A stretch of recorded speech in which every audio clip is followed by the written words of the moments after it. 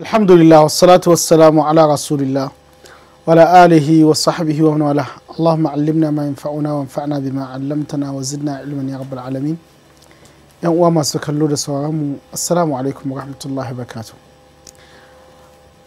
Cikin wannan wata mai alfarma, wata na Ramadan, watan da Allah subhanahu wa ta'ala ya sanya shi ganima da taska ta alkhairai ga mu'minai da masu neman kusanci ga Allah da masu neman tsira, watan da Allah subhanahu wa ta'ala ke gafarta zunubai, watan da Allah subhanahu wa ta'ala ke yanta bayan shi wato daga wuta, watan da Allah subhanahu wa ta'ala ya sauƙaƙe wa bayan shi hanyoyi na samun tsira da kusanci zuwa gare shi.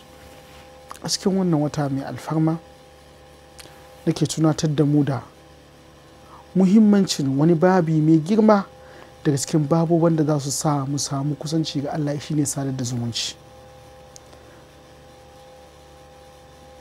Manzo Allah sallallahu a cikin hadisin Anas ya ce mai duk wanda ke so a yalwata mashi arzikin shi, a tsawaita mashi rayuwar shi ko bayan shi ta yi kyau, to ya sadar da zumuncin shi. Kuma manzo sallallahu ya faɗa cewa Allah ya yi alkawarin cewa duk wanda ya yanke zumunci Allah zai yanke mashi. Don haka sadar da zumunci musamman a cikin wannan wata mai alfarma yana da muhimmanci. Ƙoƙarin kawar da duk wani wato rashin jituwa da ke tsakaninka da 'yan uwanka, sawa'an na kusa ko abokai ko abokan arziki, yana da muhimmanci. Domin ya tabbata a cikin hadisi sai Muslim, manzo Allah sallallahu alaihi wa sallam ya ce ana gafarta ma kowane mutum wanda bai shirka da Allah duk ranar Alhamis da ranar Litinin. Za a gafarta ma kowa wanda bai shirka da Allah ba, sai mutum biyu kawai waɗanda suke gaba da juna. Allah zai ce wa mala'iku, ku jira wa'annan, unzura hadaini hatta yastaliha, unzura hadaini hatta yastaliha, ku jira wa'annan hasiran da suka shirya. To idan dai wannan a cikin sauran kwanaki ne wa'anda mutum bai la'alla bai wata ibada sosai, to ina ga cikin Ramadan wanda ka ɗauki ibadoji masu yawa, kana neman gafara Allah, amma wani rikici, rashin sadar da zumunci, rashin a kyakkyawan mu'amala, yanke alaka da kai da wasu 'yan uwanka, ta ja a daga ayyukanka zuwa ga Allah subhanahu ta'ala, a ki gafarta maka. Don haka 'yan uwa, sadar da zumunci yana da muhimmanci musamman a cikin wannan wata mai daraja, wannan wata mai albarka. Kada mu yadda ya kasance akwai wani dan uwa da ke neman mu da wani haƙƙi na mutunci wanda muka ci mashi wannan zarafi a cikin wannan wata. Don haka wata Ramadan wata ne na sadar da zumunci, wata ne na zuwa ziyarar 'yan uwa, ko ta hanyar waya ko ta hanyar kaje wajen su, sadar da zumuncin su ta hanyar kyauta, domin ba kyautar da za ka yi wadda ta fi soyuwa ga Allah irin ka sadar da makusantanka.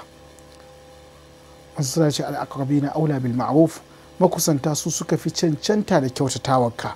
Don haka 'yan uwanka, sawa'un gwaggwanni, kawanni, innoni, duka wa'annan su suna buƙatan taimako da agaji da sadar da zumunci daga wajenka. Shi yasa manzo Allah sallallahu alaihi wasallam da Zainab mata Abdullahi bin Mas'ud ta tambaye cewa zan iya wato cikin sadaka da nake so in yi in ba mijina da marayun da suke ƙarƙashina, manzo Allah sai yake cewa tana da lada biyu, lada ta sadar da zumunci da kuma lada ta wato yin sadakanta. To don haka manzo Allah sallallahu alaihi ya isko wata daga cikin matan shi ta yi kyautan baiwarta. Manzo ya ce da kin ba wani makusancinki da shi ya fi girman lada a wajenki. Don haka yin sadar da zumunci ga 'yan uwa, sadarwa ta magana, sadarwa ta ziyara, sadarwa ta kai musu wani abu da suke bukata musamman a cikin wannan wata, yana da muhimmanci.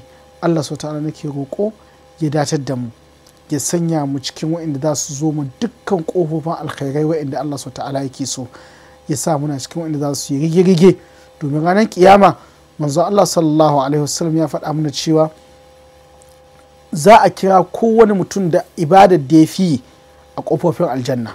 Mai azumi a kira shi a ƙofar rayyan, mai sadaka akwai babu sadaka, mai sallah akwai ƙofa ta sallah.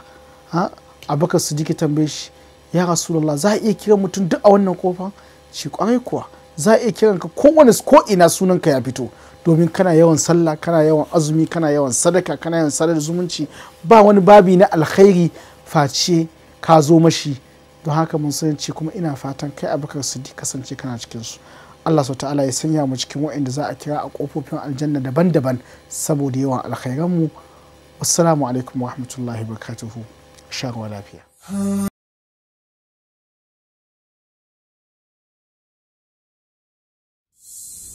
So